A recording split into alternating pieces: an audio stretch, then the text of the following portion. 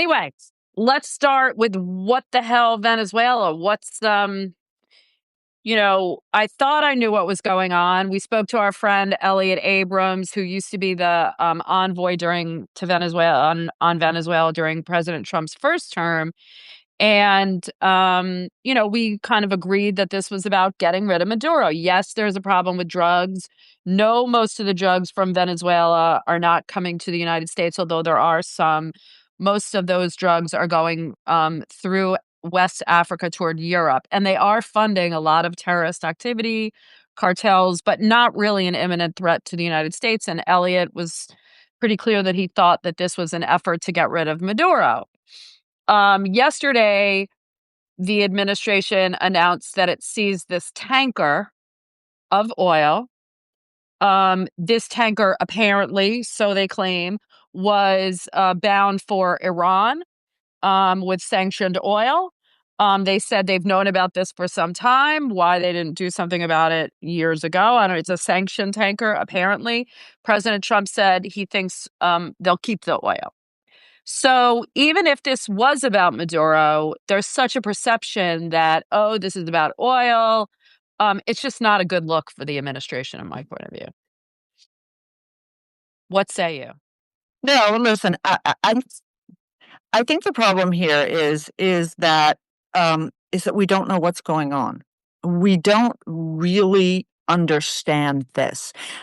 Again, I am of the view that the president has very, very wide latitude. And unfortunately, I think that's, true for the president, not President Trump. The president has very, very wide latitude in making decisions both about terrorism, but also about armed conflict. And, people may not like it and they may not agree, but that legal underpinning is there. The challenge here is this sort of constantly shifting set of ideas, right? Okay.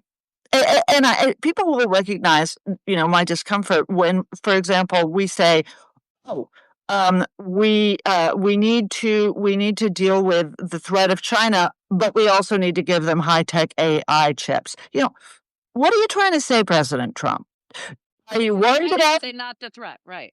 Exactly. And this is the problem with Venezuela. I am willing to accept that he believes that we need to deal with the drug problem from Venezuela.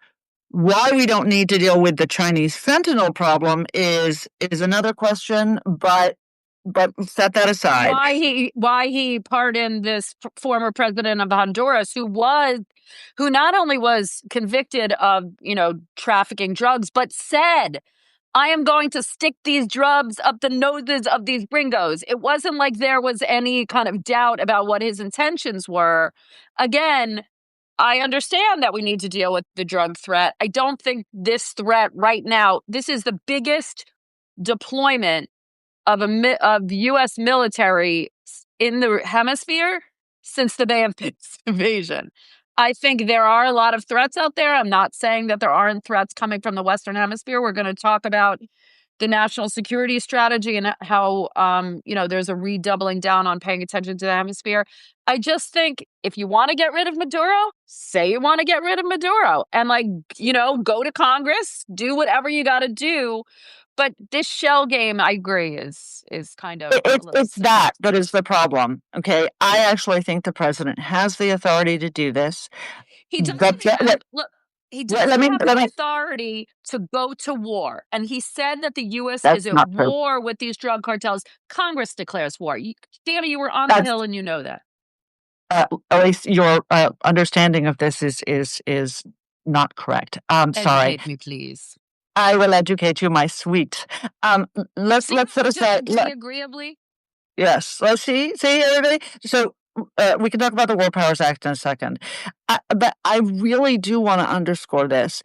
It is the strategic incoherence of the president that is causing a lot of this problem, right? Exactly what Elise said. Okay, you know what? Maduro is a danger. Maduro is a front for Iranian terrorist activities. He is an enabler of Hezbollah. His Ministry of Interior has been giving passports to terrorists in order to facilitate their entry into other countries. I'm delighted to see the door slam on his ass. Yeah. Let me be Yeah. clear about that. Yeah.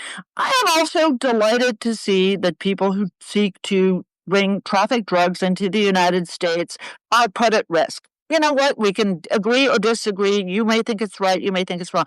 The problem is, okay, if that's bad, then why did you pardon the president of Honduras?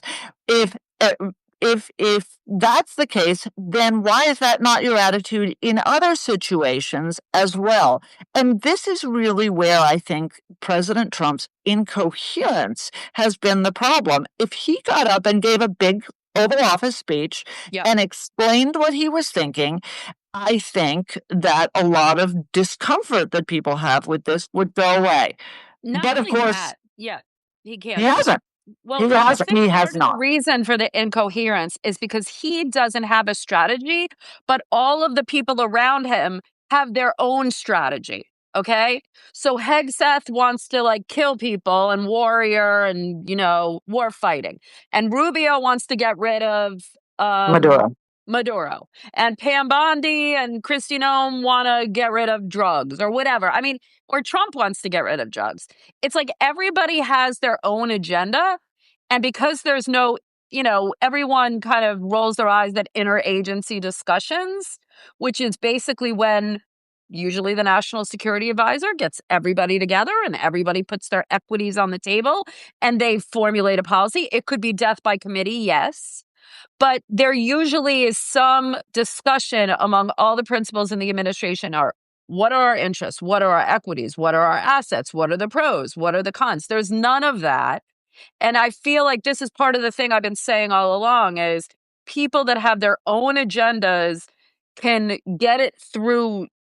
Trump usually has the grain of some good idea and everybody hijacks it and the execution is usually horrible. I'm not saying he always has a grain of a good idea, but, in this case, again, not a bad idea to get rid of Maduro. He's terrorized his people. He's ruined the economy. He's destabilizing in the region.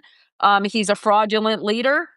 But again, I think we're on the same page. We can move on.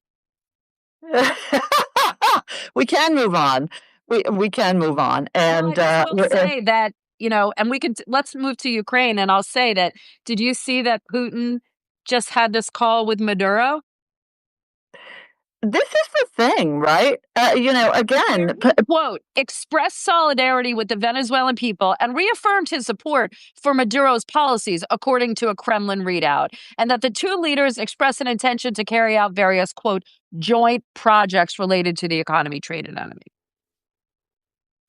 bingo. So, right, because so we've talked about this before. Vladimir Putin does not respect Donald Trump. And this is his way of showing it. And the president's unwillingness to be offended, despite having a pretty thin skin in a variety of other areas, is interesting and problematic. Elise, before we leave Venezuela, I want to talk for 1 second about authorizations for use of military force. Sure. Tom Cotton went on Meet the Press this last weekend. Saw that. And he said, this was the rationale behind our military operation, so-called Just Cause, I still have the T-shirt, in Panama, in which we removed President Noriega and brought him to the United States, tried him, and imprisoned him. And, again, it's important to understand that there are lots of precedents for what the president is doing. It's also important to understand that there is very serious disagreement in our nation between Congress and the White House about the question of declarations of war. We have only had 5 declarations of war in our history. How many wars do you think we've fought? More than Yeah, more than that by a very large number. So, and I would go further. I think the reason I was a little late is because Mark and I were wrapping up a podcast with our boss, Corey Shockey, who just wrote a book on civil military relations. And one really, really strong point of agreement here was whether or not you need an AUMF, an authorization for use of military force, whether or not you need a declaration of war, and clearly you do not, the one thing we understand is Congress does have power in this area, but Congress doesn't exercise it. And this Yeah, they're comes not back to using their agency. This is even if they and had declared, they probably would have declared it anyway because everyone's doing, everything he wants. But we're going to get to that, people. okay, so now we can come back to Ukraine to understand this. Well, I mean, also, so he had this call with, I want to pick up on what you said about that he has no respect for Donald Trump. So he had this call with Maduro a couple of days ago or today. And, Steve Witkoff, the so-called envoy, and Jared Kushner went and met with Putin. Was it, the days are all mushing together. Was it earlier this week? Was it last week? Who the hell remembers? But as soon as they left, there was no agreement on much. I mean, they tried to dress it up as something. As soon as they left, just hours after they left, the Kremlin extended a prison sentence of a former Marine. I don't know if you saw this, but Yeah. this is just Putin kind of exercising his leverage, showing that he is the one in charge. This Putin phone call with this Witkoff phone call with, was it Yushakov, the foreign policy aide that was leaked? It just shows that, President Trump has bent over backwards to accommodate Vladimir Putin, and that's not even enough. He just can't. He doesn't have respect for him. And you said he can't be offended. Is he not offended, or is he scared of Putin? And I don't mean because he has a PP tape or anything of that. I just mean, is this someone, is this someone that President Trump is just afraid to take on? No, I don't think that's right. I don't think he's afraid to take him on. But I think I still remember in the olden golden days when a friend of mine at the Washington Post, who is now deceased, told me that Barack Obama's favorite leader in the world was Recep Tayyip Erdogan, the quasi dictator of Turkey. Well, my point is not to note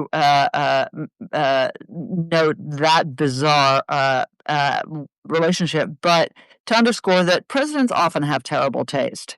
They just do. They have terrible taste in who they employ. They have terrible taste in who they like. They have terrible taste in who they ally with. I am less worried about the whys and wherefores of Donald Trump's Proclivities towards Putin. sympathies towards Putin, and more worried about the fact that this is that we really, really need to get an agreement, and this war is just incredibly hard on Ukraine. This war is devastating the Ukrainian people. And for as long as it goes on and we do not get to agreement, more Ukrainians die. Now, again, we can all be willing to fight to the last Ukrainian, much as the Western world was willing to fight to the last Palestinian with Israel. But what we really need is to find a way out of this that does not enable the Russians to turn around and revisit it when they are renewed, strengthened, and determined, as they are now, to take all of Ukraine and destroy it. And so, I understand what's going on. I actually am appreciative of the fact that they haven't come to an agreement because Witkoff, for all that we criticize him, has rejected the maximalist demands. And it's not just the Ukrainians, it's also Witkoff who has rejected the maximalist demands that the Russians have made. Well, I think that's also because he knows that the Ukrainians aren't. I mean, he wants to get a deal. The guy wants to get a deal. And negotiation usually is when both sides feel that they got something out of the deal. And in this deal, I mean, I think Zelensky is ready to cede some territory and is ready to I make agree. serious concessions, but he can't, give him more territory than he has, or he can't give up certain things that the He Ukrainian can't give him people a don't stand for. And, right. He and cannot then, give him.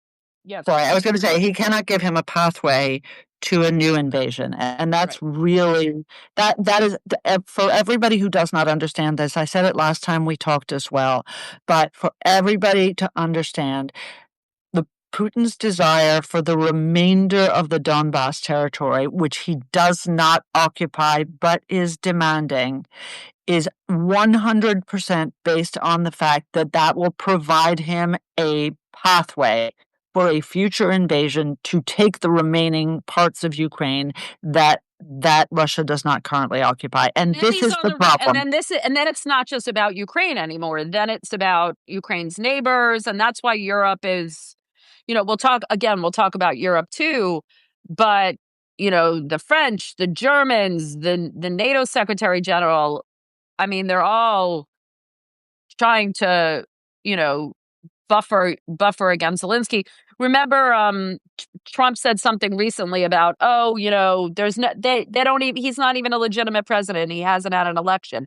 Now he's asking, now Zelensky is asking Parliament if it's okay that he has an election during wartime. I mean, Well, they have to first they have to stop martial law because they can't have an election under martial law under their constitution, and so they need to end martial law. It's very hard to end martial law when you're in the middle of a war. But that is not why Zelensky's doing that. The reason is the corruption scandal, and this is a yeah, self-inflicted wound yeah, in yeah, Ukraine that is yeah. just heartbreaking. But again, right? Why does I think he's taking steps to address it. He but got it's rid of been your going man. on. It's Yeah, been yeah, it it's has. been going on under his nose, It's been and going you're on not just before. It's been going on before Zelensky. I mean, this is one of the reasons that Ukraine hasn't been allowed, not just because of Russia, but the corruption issue has been a thorn in Ukraine's side for years and years and years. And the country is rife with corruption. Zelensky clearly hasn't been able to deal with it.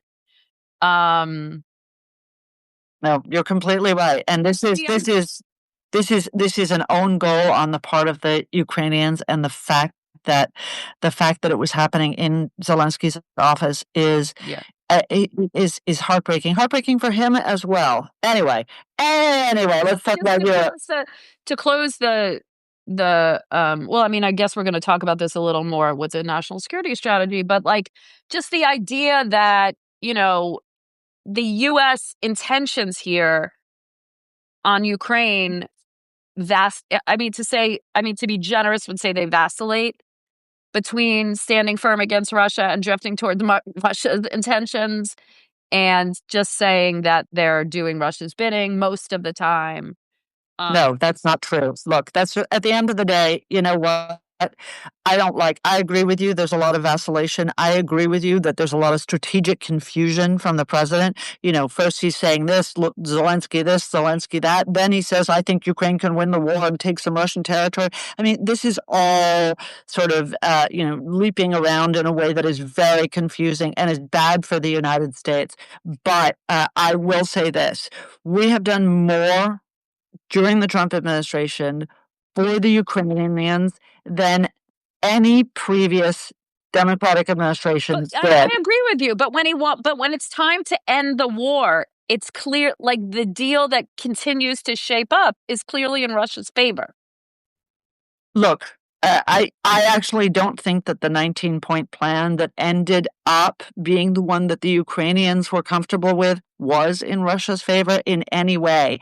And I would add that the United States is contemplating providing security guarantees and has offered security guarantees that are tantamount to an Article 5 commitment. For folks who don't know what that is our NATO treaty obligation to our allies. That means that if one country in NATO is attacked, that other Then countries in other NATO countries, are obligated to come to their defense. well, an attack on one is an attack on all, is basically what it boils down to. Yeah. Right, but that sounds like That sounds like that sounds like a slogan when in fact this is really a very serious commitment that Yeah. the Trump administration is proffering to the Ukrainians that is intended to be a very serious deterrent to Russia actually invading again. So I have a lot of criticism for Trump's negotiators. I have a lot of criticism for the president's own rhetoric and, as you rightly say, vacillation. But I will say, in fairness, that this administration, militarily and in terms of security guarantees, has contemplated doing more for the Ukrainians Well, and than Joe Biden ever thought about. well, and trying to end Right, the war, I right. mean, So there. So what's the common denominator between Venezuela strategy and Ukraine strategy? tell us. There is none. But I'm fun. Next, national security strategy. I wrote something, Danny wrote something. We'll both put it in the show notes. I mean, I think there's a lot in the strategy that isn't bad, and I'll say I think it's good to focus more on the hemisphere. We've neglected it for successive presidencies, and that's really allowed China, Russia, Hezbollah to get in there and make relationships, not just dangerous political relationships, but economic benefits as well. I think, as Danny wrote a very good article, Europe needs to spend more on defense. Successive presidents have tried and failed. President Trump has gotten NATO members to pony up more for defense spending. And the GDP of the Europeans has not, really carried their weight. And so do other wealthy nations that are, you know, their own share of defense in general, not just NATO, but, personally, should Japan and South Korea spend more on their defense? Maybe. The critique of China, I think, is fair. The emphasis on economic competitiveness. These are all legitimate strategies and that address real problems. My take is that I also feel like that doesn't mean that we have to abandon what has been respected about American leadership, you know, since what, World War II, even longer. Which is that we care how other countries treat their people. And basically, this national security strategy is very much like, you do you, we'll do us. If our economic benefits align, great. That's Okay, so Elise, I think the problem here is that you and I and a lot of our listeners care about how countries treat their citizens. We wouldn't have pulled out of Afghanistan if we cared how countries treat their citizens. We wouldn't have pulled out of Iraq if we cared about how countries treat their citizens. We wouldn't be supporting General Sisi in Egypt if and when I say we here, I mean Obama, Biden, and Trump. Okay, so the idea that America is in the human rights business and the human freedom business is frankly not not as true as it once was. that's And in fact, I would say go further, and I would say that we, generally speaking, have not been in that business since the end of the Cold War, with the brief exception of George W. Bush's presidency. We have forgotten this, and we have not updated our programs, we have not updated our principles, and we have not had presidents who honestly, beyond the rhetoric, care about these things. When I look at what the Taliban is doing in Afghanistan, when I look at and yes, you are right, Irene, Hungary in 1956, for sure, not to speak of Czechoslovakia in the 60s. When I look Hi, Irene. at what the Taliban is up to in Afghanistan, it is a disgrace on our nation that we don't care about that, and that happened in 2022. right. It did.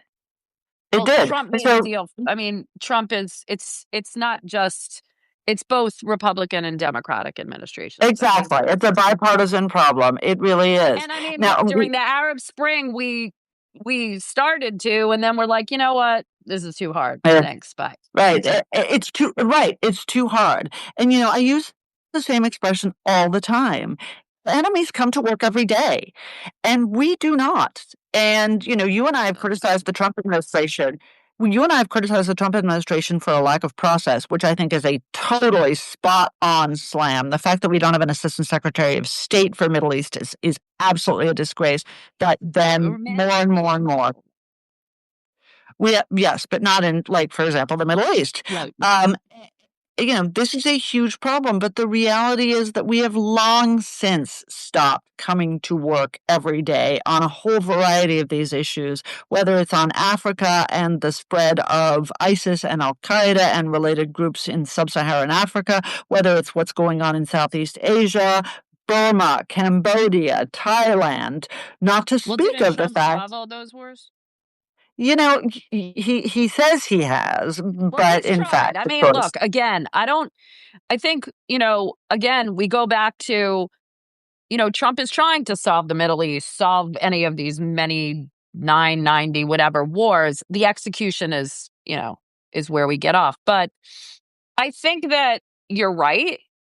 But there's this, I think maybe it's in rhetoric, but there's just this cold, calculating meanness that's emanating from this administration that makes me very, like, we don't care about people's, we don't care about U.S. global leadership. It's about might makes right, or economic right makes might, or whatever the phrase is. But there's this coldness. So you're lamenting the end of the hypocrisy. Is that what you're saying? You're lamenting the fact that previous administrations talked about it but didn't do it, and this administration doesn't even talk about it. Is that it? No. Oh, Dany. Yeah, kinda. Actually, yes. No. Yes, actually, yes. Allies. We don't even care about allies anymore, do we? Elise, I would say, and I know our listeners are not going to adore this, but I would say that Donald Trump has done more to bolster the NATO alliance than any president in 50 years. So, actually, the fact that we were able to I would say, engage in a little bit of tough love, or maybe I gave it's him credit for that. I gave him right, but so that is what constitutes caring about allies, is having an alliance that's real, having allies that can actually defend themselves. Hey, can I ask you a question? Mm-hmm. What do you think about? Did you see the Secretary General of NATO saying that the Russians are on the verge of trying to attack Europe? What? I didn't see that, but I mean, what's that about? I see those comments, but it's obviously a fear that if we're ready to abandon Ukraine, and again, I understand that you say we're not, but you know what I mean? Like, clearly, isn't this an intention of his? No, I'm not saying like Germany or France or, but like, if you go westward from Ukraine, there are smaller European, former republics that are concerned. And do you think that the NATO alliance will, to pick one of Donald Trump's favorite, come to the defense of Montenegro? Speaking of smaller countries, I mean, I think our European allies are far more weak-kneed about this than we are, honestly speaking. I don't think we'd care if they did either. I think, Montenegro is on its own. Right, but anyway, I worry about European rhetoric. I worried about their response to the national security strategy. I worry about their rhetoric. I worry about all of this because it's the opposite of what you're just saying.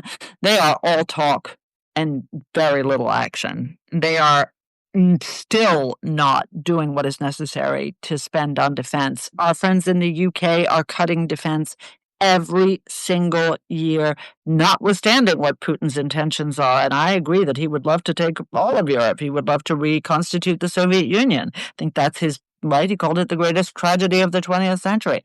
But, what it takes is not to reenact the run up to World War II, right? Where the Nazis breezed through France in a matter of weeks. Why? Because they were not defending themselves. So Did you read this national security strategy as a let's just go back to a spheres of influence. Russia and Europe can fight it out. China can have Asia, and we'll take the Western Hemisphere. And if there's some kind of overlap and cooperation, we'll deal with it. I did not read it that way. I will tell you, I think it was a few things. I think that it was a testament to exactly what you described, which is the balkanization of the executive branch so that absolutely everybody is attending their own party, right? It's, Hegseth wants this, Rubio wants that, Milne wants this, Bondi wants that, and none of them necessarily have anything to do with what the president wants. So that is really what I thought the national security strategy was. But I want to underscore something to absolutely everybody that I know you're going to agree with, which is no national security strategy in the history of the United States. And this is a fairly recent phenomenon, writing these. It was Congress that demanded that the executive branch do this. But there's no national security strategy in the history of the Republic bears any relationship to the conduct and decision-making of the White House. And when it does, it is a total coincidence. Yeah, and now Ferguson wrote this, but I think you and I completely agree that if Trump read it, it would be surprising. Exactly. We've got to run and let people go, but that's exactly right. But we said first of all, we started a couple minutes late. Second of all, we said we're going to go an extra 10 minutes. Remember? Oh, okay. I'm sorry. I'm Let's Sam go a few more now. minutes. We want to talk about two last things. Do you want to go first about Trump, or second, or Kamala first? Oh my Let's God. go Trump Poor first. Go. Look, I think we've seen in the last week or two that, he's taking heat from multiple directions, right? And Congress is trying to rein him in a little bit more on some issues with these discharge petitions, whether it's on Epstein. Now there are a couple of discharge petitions from Republicans on these healthcare, trying to do something on healthcare to push it through. The MAGA base is, we saw Marjorie Taylor Greene resign and really take him on. And Nancy Mace is criticizing, Speaker Johnson because he's just, following everything Trump wants. And I do think that this kind of the idea of A lame duck, and B, he's out of touch on this issue of the economy to give himself an A. I thought that interview, did you catch any of that interview? That's an embarrassment. I'm sorry. Anyway, I thought it was terrible. it was, I'm all for taking an interview with the president. And I think, there is a way to question him that doesn't have him go off the deep end. But you need to, come back on some of these things that he says.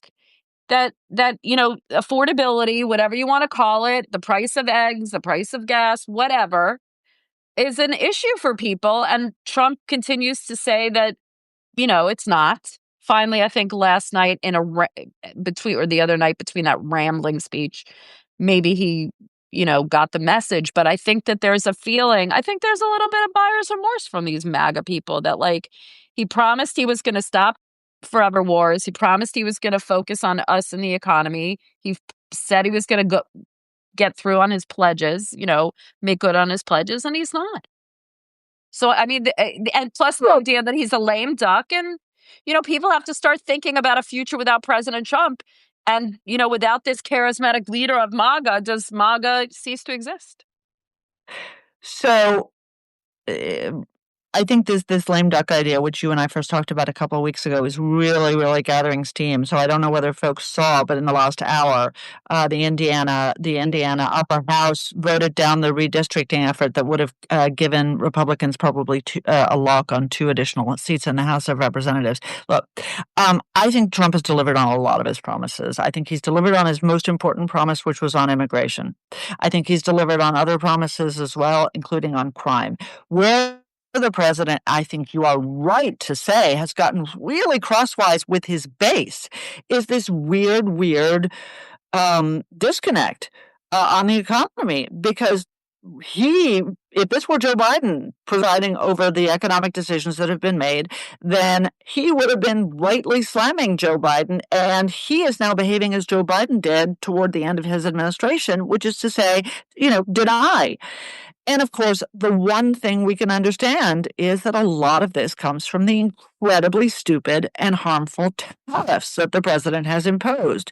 And he's not just lying to other people about this; he's lying to himself Himself. about the wisdom of these tariffs. And I am only hoping that within the coming days and maybe weeks, the Supreme Court is going to save us all and say that the president does not have the authority under IEPA to impose these tariffs, because that will at once be a shot in the arm to our economy, to our farmers, to our manufacturers who are being harmed by these tariffs, and stop Trump from using this incredibly self-destructive tool. So I think that's hugely important. And I agree with you. He's so tone deaf on this. It's just weird. What I don't understand is why he doesn't think, and this is this whole thing about health subsidies, which we disagree with, but speaking as one who Wholeheartedly.